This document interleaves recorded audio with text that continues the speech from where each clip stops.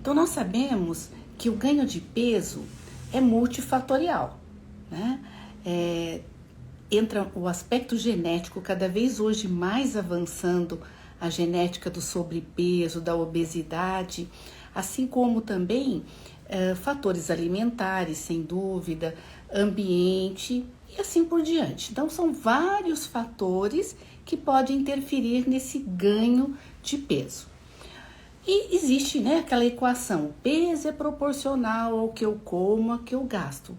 Mas tem pessoas que chegam no consultório e falam, doutora, olha, eu como certinho, realmente não tenho o que tirar, né? Até a nutricionista também olha, tem uma alimentação saudável, faz atividade física, mas não tem uma eliminação do peso e tem aquelas gordurinhas ali que incomodam. E vocês sabiam que também tem gente até de sobrepeso, né? Então é importante nós conhecermos o que realmente está acontecendo. Mas eu não vou falar hoje da genética, de outros fatores que interferem no ganho de peso. Hoje nós vamos focar nos aspectos emocionais que envolve a questão do aumentar o peso e assim por diante, né? Bom, eu acho esse tema muito fascinante, muito. Eu gosto muito desse tema, porém, é um tema que nós temos que ter muito cuidado. É um tema que, quando eu abordo, eu procuro ter muito critério e, como eu falei, muito cuidado. Como diz um ditado popular, nós não devemos abrir uma ferida se a gente não tem com que curar, né? E a gente aprende também muito com a natureza, né? E outro dia eu até tentei filmar se isso era verdade e realmente eu consegui filmar as libélulas. Elas chegam próximo da água e voam. Então, quando elas estão com sede, vão tomar água, elas tocam na água e voam. Porque se elas forem um pouquinho mais profundo, elas se afogam. E realmente eu fiquei lá observando na piscina, vendo várias libélulas tocando e voando, tocando na água e voando. Mas tinha 2 libélulas que já estavam afogadas ali.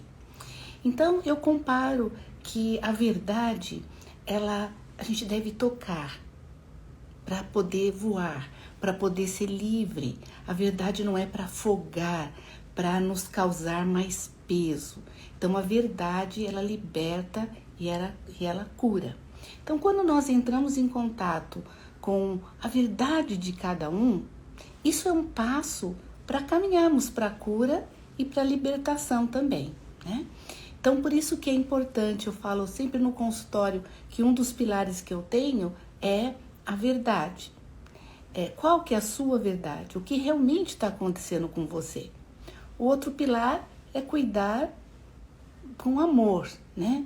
E eu acho um verdadeiro equilíbrio no mandamento amar o próximo como a si mesmo. Isso traz equilíbrio. E uma visão sistêmica do organismo. Então, com esses 3 pilares, eu tenho caminhado, né, com vocês juntos e tenho aprendido muito a cada dia. Vocês me ensinam muito. Eu tenho muito gratidão por cada um de vocês, no qual tem permitido eu poder conversar com coisas mais íntimas, né, do emocional. Como eu disse, por que eu tenho cuidado, né? Por que eu fui fazer mestrado também e agora doutorado em psicologia clínica? Não porque eu quero fazer terapia com os meus pacientes, não me atrevo a isso. Isso é uma formação extremamente séria, exige muitos estudos. Mas é um dado que me ajudou a compreender melhor o mecanismo com o qual nós adoecemos. Então foi essa opção minha, ir para o mestrado e doutorado em psicologia, justamente para compreender um pouco mais cada um de vocês, né? Bom, então vamos pensar, né, que já a palavra peso, qual é o seu peso, né? Então nós logo vamos pensar em números, né? Quanto eu peso? Qual é o seu peso? E o peso, o termo peso, é tudo que faz pressão, tudo que incomoda, tudo que me causa fadiga, tudo que me oprime. Isso é o peso. Então, peso não é só o peso da gordura. Muitas vezes, o peso das nossas emoções causam mais incômodo, mais pressão, mais fadiga, mais opressão do que o peso em números, né?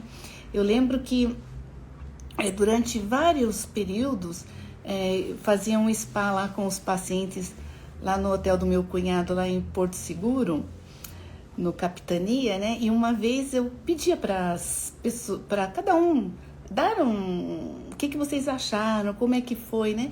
Eu lembro de uma paciente citar assim: olha, doutora, mesmo que eu não tivesse eliminado 1 quilo, só o peso que saiu, né, do meu corpo, o peso das minhas emoções, valeu a pena eu ter vindo aqui para Porto Seguro e assim por diante, né? Então, realmente, esse peso, é isso que eu quero falar com vocês. Aquilo que nos pesa, que muitas vezes me leva a buscar um alívio através do alimento. Então, vamos tentar resgatar um pouquinho sobre o significado da palavra alimentação, já que nós estamos falando de vários significados e nós vamos também falar um pouquinho, né, do significado do aumentar esse peso, mas vamos fazer uma recordação de como era antigamente. Vamos citar fatos de mais de 2.000 anos atrás, né? Então, existem relatos de que a comida ela tinha um caráter não só de alimentar o corpo, mas eles falavam também de um caráter espiritual. Por exemplo, os israelitas, o ato de comer era ligado a uma relação assim de aliança feito com Deus. Você vê que seriedade que era o ato de comer, né? As refeições indicavam um estabelecimento ou uma renovação de uma aliança. Olha que importante, né? E a gente vê na era cristã também, né? Aquela santa ceia, né? Aquele momento de partir o pão e tomar o vinho, o significado que foram através de séculos e séculos até hoje. Então, tanto antes da era cristã como depois, né, da era cristã, a alimentação tinha esse caráter, esse significado de aliança. Mas nós observamos que os tempos mudaram, né?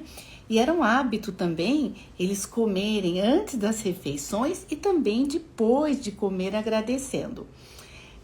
Isso é algo que meus filhos foram criados dessa forma, e eu lembro que um deles, quando criança, achavam que era normal orar, agradecer, né, a refeição, e um deles me disse: mamãe, eles foram almoçar na casa de alguém logo depois da escola, mãe, eles não oram antes das refeições. Então eu lembro do espanto, né, que ele ficou, porque era tão natural o ato de agradecer, né?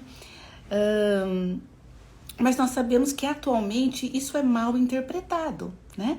Então hoje a comida é fast food, junk food, drive-thru e assim por diante, né? E mais na pandemia isso acentuou muito. Então, eu quero comer alguma coisa, comida japonesa, chinesa, indiana e assim por diante, é só pronto, dali a pouco já chega a comida quentinha, né?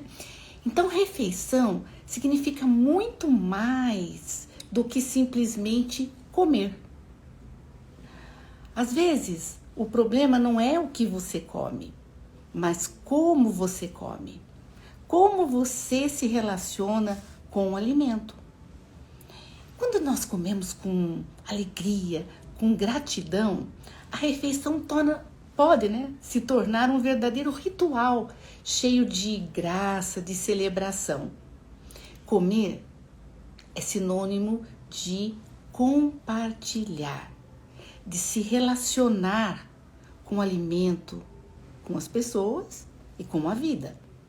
Mas nós percebemos que ao longo, né, do tempo, principalmente atualmente, esse significado se perdeu, né? Não se fala em alimento como aliança, como restauração, ou mesmo esse compartilhar, né?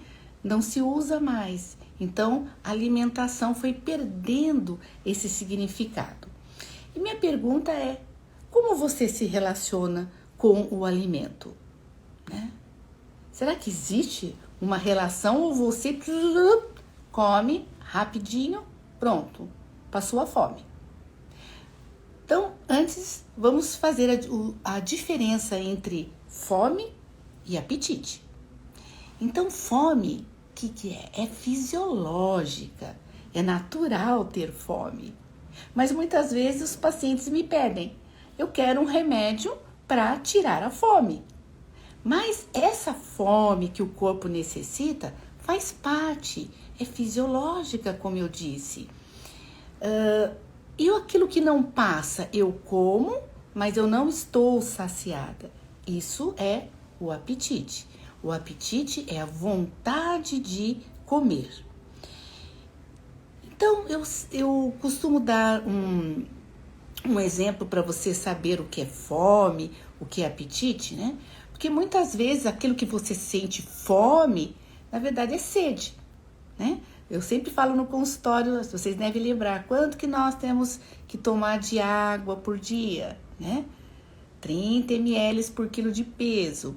E muitas vezes uma dor de cabeça, uma sensação de fome, muitas vezes é sede. Mas muitas vezes é mais profundo do que isso, né? Então eu peço, você tem fome? Tá. Então, fome. A pessoa já comeu, mas não está saciada, né? Porque logo que eu como, já vai um aviso para o cérebro: comeu, estou saciado, né? Mas ainda continua sentindo fome. Ou tem algo genético, porque existe um gene, né, a mutação que fica lá no FTO, que come e não dá saciedade no cérebro, né? Então, isso é outra coisa, mas hoje o nosso foco é das emoções, né? Que você come e o cérebro não registra que você comeu. O que está acontecendo?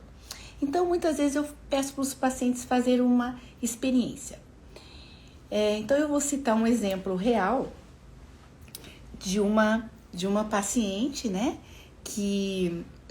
Então, eu falei, bom, ai, doutora, eu fico desesperada, eu como doce, daqui a pouco eu quero comer o salgado, eu como o salgado, eu quero comer o doce. O que acontece, né? E principalmente, tá o horário do dia, eu preciso ficar tentando um alimento, tentando outro. Falei, bom, então vamos pensar. Pensa num alimento que você goste. Pensa no sabor do alimento. Aí ela falou, já sei, sabor é coco, né? A gente sabe que, na verdade, né, o sabor pode ser amargo, azedo, doce e assim por diante. Falei, não, é doce então? É o sabor doce? Sim, é o sabor doce. Que ela logo já respondeu o coco, mas não, pensa no sabor, é doce. A consistência, como é a consistência? Ela disse assim, cremoso. Então, sabor doce, consistência cremosa. E a temperatura? Como é a temperatura? É gelado. E como que é a textura? Macio, né? Então, você pensou em algo, sabor doce, né?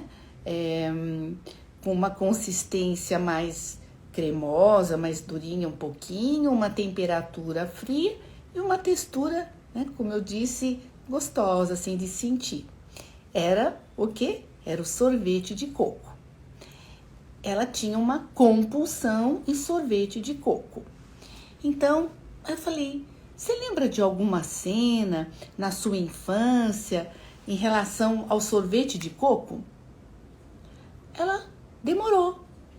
Ficou pensando e só no retorno que ela me falou. doutora, eu estava com dor de garganta quando eu tinha mais ou menos, parece que era 5, 6 anos. E aí, cara, é proibido chupar sorvete com uma inflamação de garganta, com febre e assim por diante, né?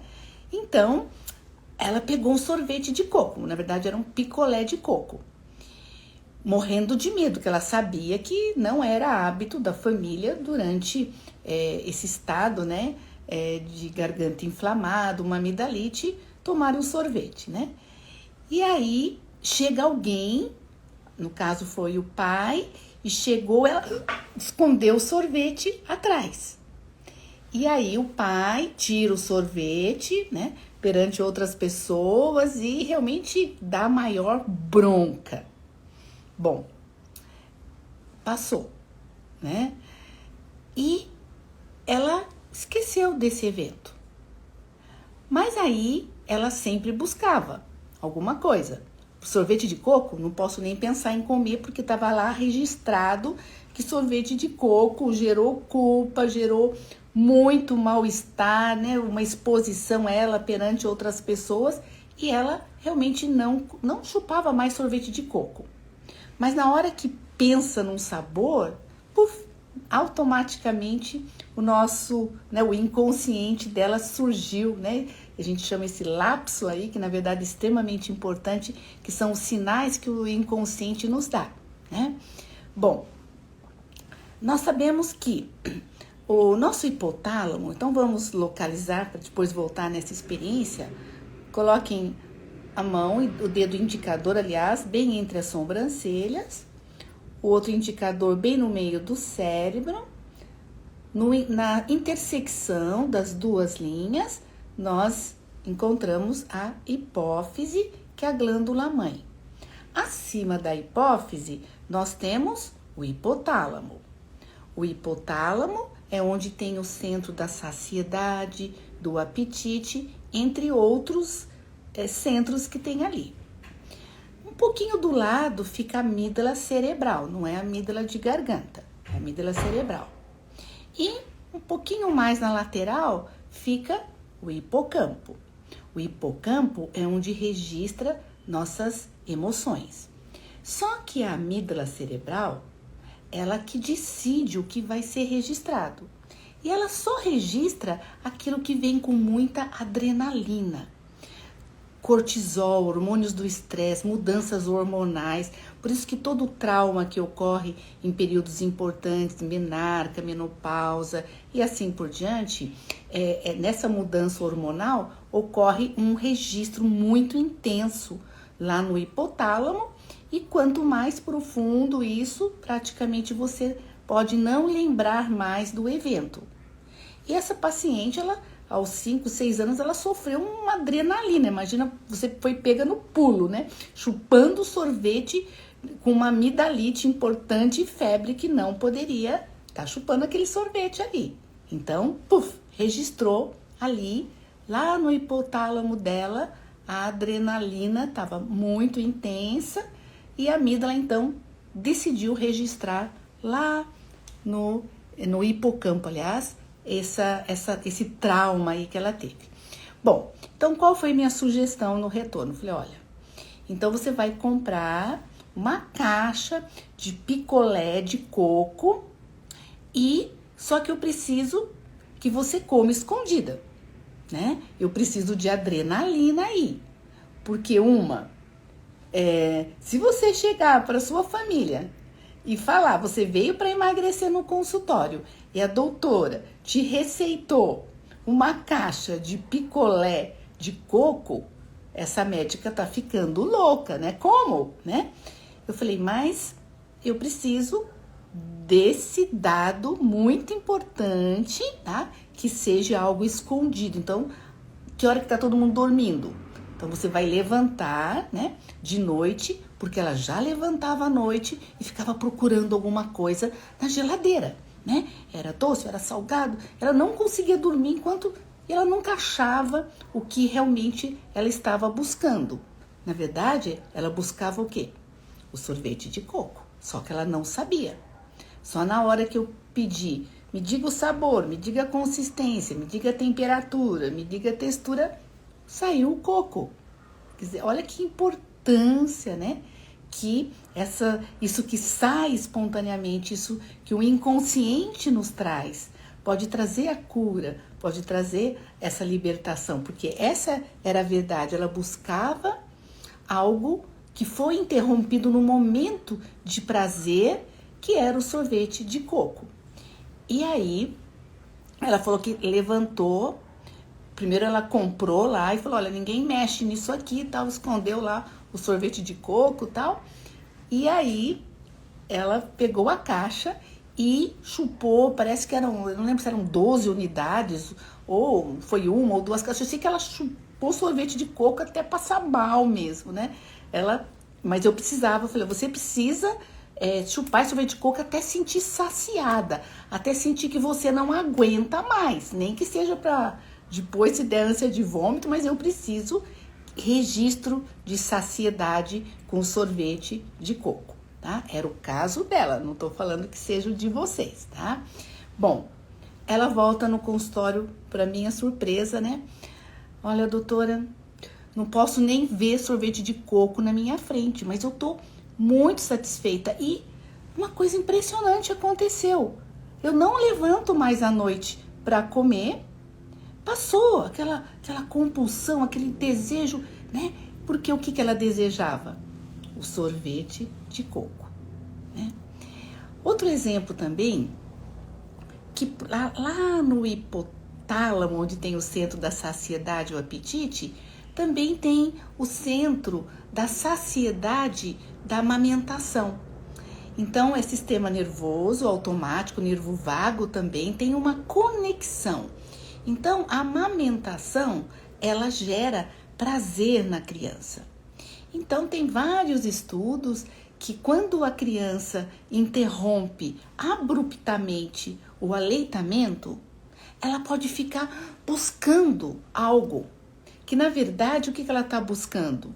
Em algumas situações, né? Em alguns casos específicos, ela está buscando o peito, está buscando a amamentação da mãe, o contato com a mãe, o leite materno. Só que o adulto não tem mais esse leite materno. Então, essa interrupção brusca, por isso que eu pergunto, né? Como é que foi sua amamentação? Quanto tempo de amamentação? Como que foi o desmame, assim por diante? Porque isso, muitas vezes, você está lá buscando algo que você não tem, né? Que você não vai poder voltar atrás. Então, só o fato de identificar que muitas vezes você tem uma carência, você sente falta do peito materno, do contato com a mãe, como eu disse, entrar em contato com as emoções verdadeiras, elas podem nos trazer a libertação de uma compulsão alimentar, tá? Foi alguns exemplos que eu disse, né? Bom, então nós sabemos que as raízes mais íntimas dos nossos pensamentos, das nossas emoções, estão lá no nosso inconsciente. E as experiências passadas, elas estão registradas, estão arquivando, fazendo parte do meu sistema nervoso involuntário, o sistema nervoso automático, né? E essas memórias, elas são transferidas para o presente. Só que, com o exemplo do sorvete, ela estava buscando o sorvete de coco, né? Por que isso? Porque apesar de nós avançarmos no tempo, nós amadurecermos ou mesmo envelhecermos, há um lado do nosso psiquismo que é atemporal, não se desenvolve, não cresce, está fixado a determinados padrões de funcionamento estabelecidos desde a infância, lá ou mesmo até na pós-concepção, lá no nosso inconsciente. Isto gera padrões que nós repetimos de forma assim compulsiva e o que nós chamamos, no caso, de compulsão alimentar. Então, dessa forma, todos nós vivemos um presente no qual se atualiza permanentemente com o nosso passado, né? Por isso a importância, né, de nós entendermos mais essas emoções. Muitas vezes o alimento também pode significar amortecer a dor, né? Quando nós retemos uma carga negativa de tensão, de frustração, nós podemos desenvolver ao longo dos anos alguns mecanismos inconscientes e nós passamos a depender desses mecanismos na procura de um mecanismo que amortece, que alivie esse sentimento ou essa dor. Então, muitas vezes, o alimento tem um significado de amortecer, de aliviar. Outras vezes, é o estresse, os desgastes emocionais, os fatores estressores, né? Imagine após uma jornada de trabalho, o dia todo trabalhando, passa aquele estresse, você quer chegar em casa e vai comendo tudo que está ali na frente.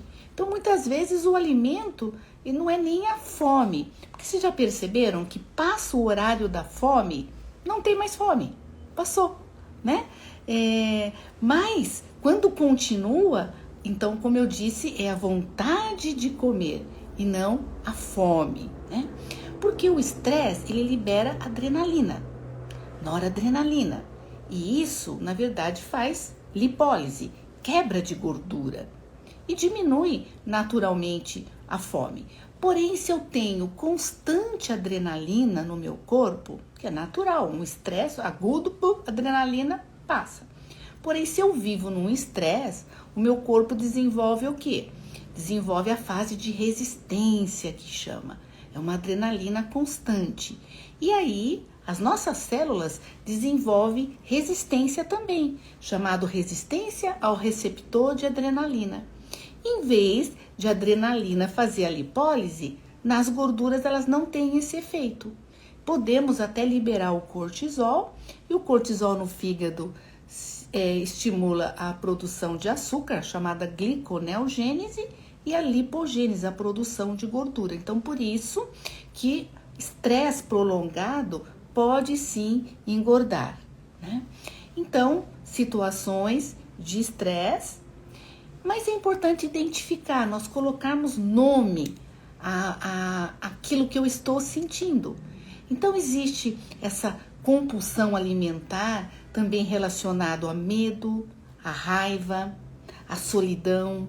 Muitas vezes o alimento representa uma companhia, um aconchego, né? Como é difícil, né, tirar aquele leitinho com café, ou mesmo aquele leitinho que significa muitas vezes aquela conexão materna, né?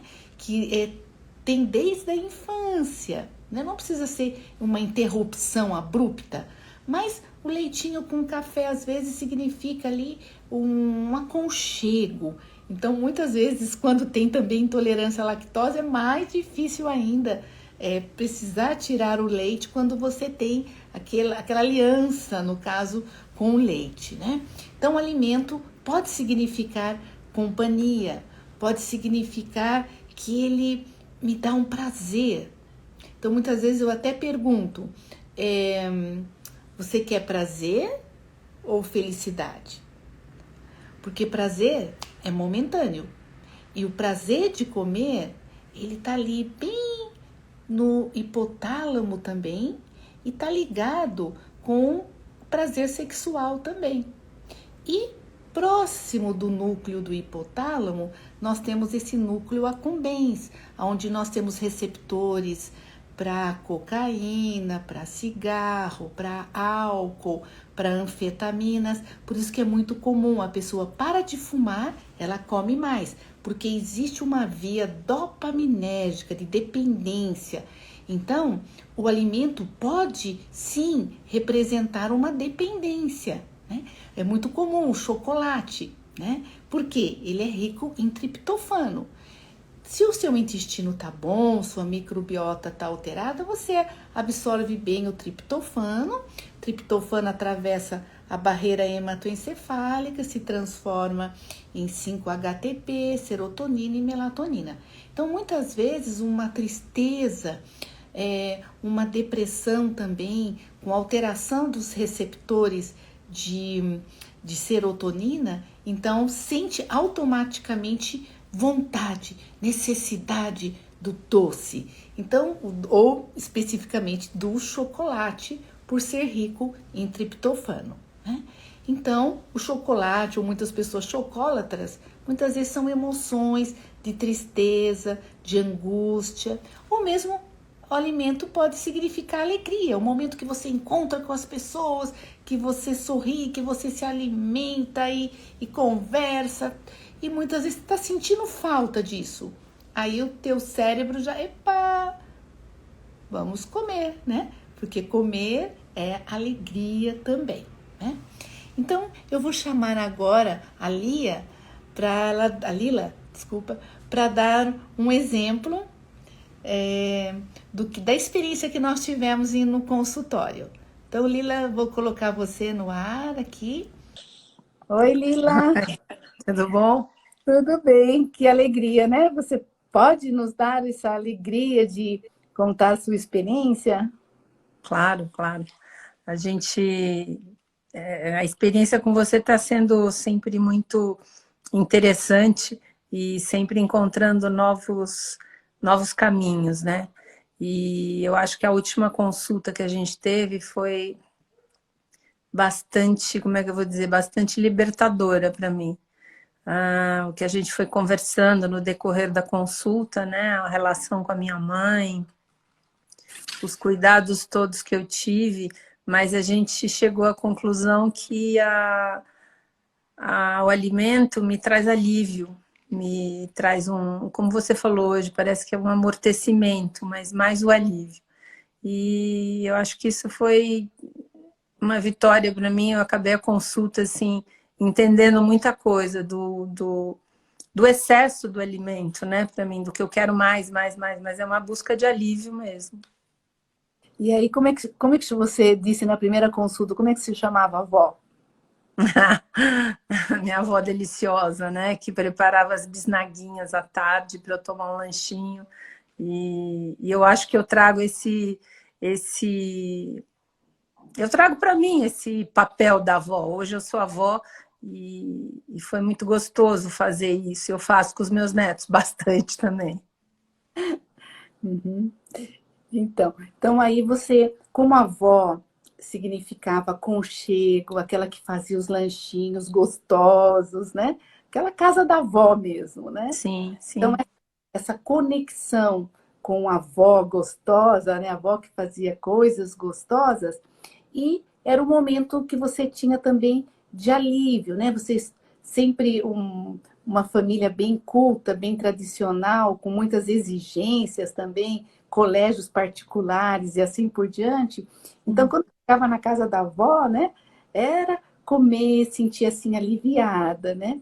Então, isso ficou registrado então no teu cérebro que comida era sinônimo de aconchego, de alívio, de bem-estar, né? Era estar na casa, né?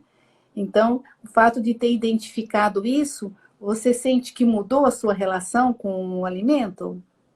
Eu sinto porque toda vez que eu tô, desde o dia da consulta, né? Toda hora que eu sinto aquele ímpeto para fazer o belisquinho, né? Eu penso antes, eu falei, mas eu tô com fome ou tô aflita, tô incomodada com alguma coisa, né? E tá sendo diferente. E a própria dieta dos pontos também tá me ajudando muito. Uhum. Que te dá aí uma liberdade de poder escolher, né? Que eu Sim. optei por de dieta no qual está no seu contexto, no seu momento, né? Embora O acolhimento também que você sente, né? O fato de você não estar sendo uma dieta restritiva, como eu já fiz também, a gente, nessa dieta dos pontos, a gente não tem assim uma restrição ao que você gosta. Sei lá, que nem a gente conversou na consulta. Se eu quiser comer um brigadeiro, ok, vai ter aquele brigadeiro, lógico, tem um peso, um ponto, né, uma pontuação, que eu tenho que estar calculando ali.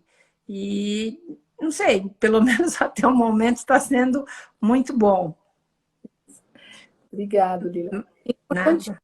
gente individualizar, tentar naquele momento, porque existem as dietas que eu gosto muito da VLCD, que são dietas que muitas vezes atuam numa mudança metabólica, são dietas científicas, né? No qual dá resultado.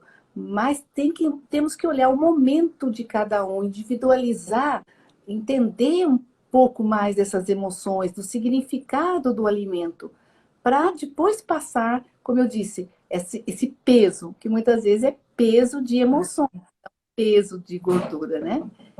Obrigado, Lila. Nada, obrigada a você. Tchau. Então, voltamos aqui, nós já estamos terminando, e eu gostaria de deixar um exemplo, porque esse assunto é um assunto que eu gostaria de conversar muito, muito mais com vocês. Tem sido muito rico, né, ouvir cada um de vocês, e vocês permitirem entrar em contato com essa intimidade, né, de vocês. Eu lembro que num dos cursos que eu dei, eu ganhei aquele livro Lugar de Médico é na Cozinha, né? E eu fui presenteada com esse livro logo no início do curso, né?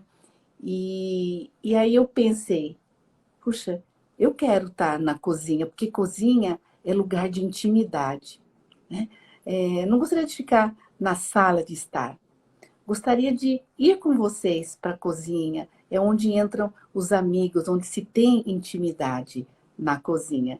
Então, um lugar de médico para mim realmente é na cozinha de vocês, onde a gente pode se relacionar, podemos falar junto da mesa, né? Aquela leveza, esse conhecimento que me atrai, cada um entrando em contato com a sua verdade. Então, nós vamos terminar com um exemplo de duas refeições em casas diferentes, porém a postura semelhante em relação à alimentação. Então imagine uma casa onde tem uma criança que é a primeira a chegar na mesa, estou com fome o tempo todo, repetindo, né? E ela chega lá, logo senta na mesa, coloca os cotovelos na mesa, olha, que falta de educação, tira o cotovelo da mesa, vai repetir de novo, nossa, você já comeu, vai querer mais? Primeiro a salada, não, já vai direto ali nos outros alimentos, tal. Nem se fala na hora de chegar na sobremesa, tem frutas ali, mas tem também uma torta, um bolo, logo vai no bolo, na torta, né? Igual hotel, né? Aquelas frutinhas e sobremesa, vai todo mundo ali no doce, na torta, assim por diante. Imagine que tentação, né? Para as crianças. Então, uma casa bastante agitada, onde os olhares da família tá para aquele que tem mais vontade de comer, né? Tem mais apetite ali, né? Na verdade, a fome já até passou, mas continua com a vontade de comer, continua ali com o apetite. Então, vamos agora imaginar uma outra casa, que é o aniversário do pai à noite. Então, todo mundo com a melhor roupa e esse menino acostumado com as broncas, também semelhante a outra história, né? Os olhares sempre voltados para ele na hora que ele senta na mesa, né?